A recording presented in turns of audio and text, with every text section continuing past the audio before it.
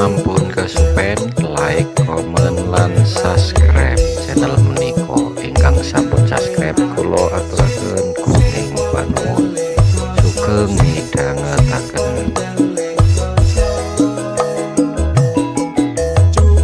Cuplak suweng ngeting kelenter, mambu ketundung kudel, Pak Empong lerak lirik sopo guyu ndelikake sir pong delik kosong sir pong delik kosong.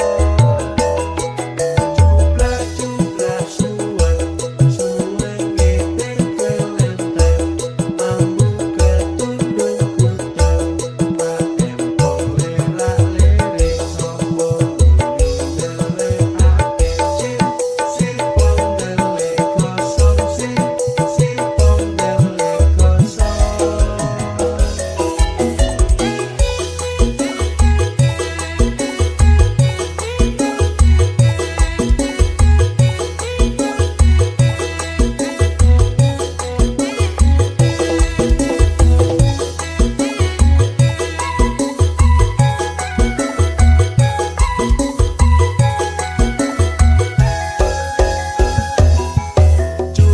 Cuplak suweng ngeting kelenter, mambu ketundung kudel, Pak Empong lerak lirik sopo guyu ndelikake sir pong delik kosong sir pong delik kosong.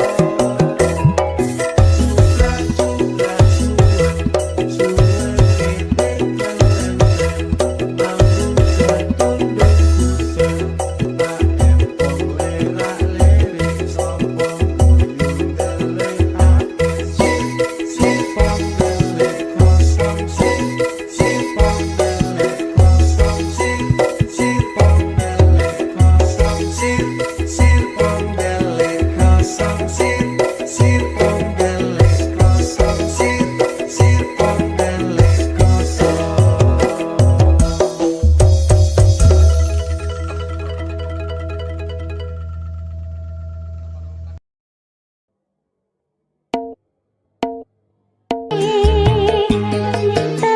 Semar katone isih lestari teko wong lawe jalan iki mah dewa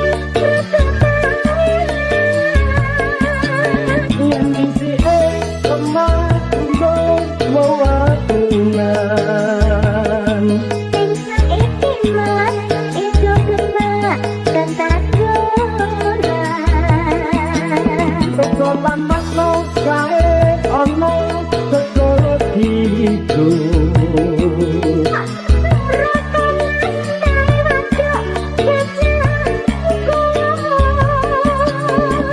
aku bisa lawan lan manteng ing kono. Nang yo bisa tamat ing taman wisata. Kaya dipeni teng Semar katone isih lestari.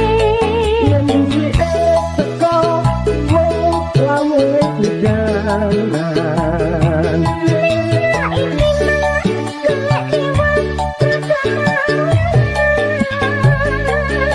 Yang disini lemah untuk mewakilkan. Ini mas itu kena ketangguhan. Teko lambat lo kae ono teko diku.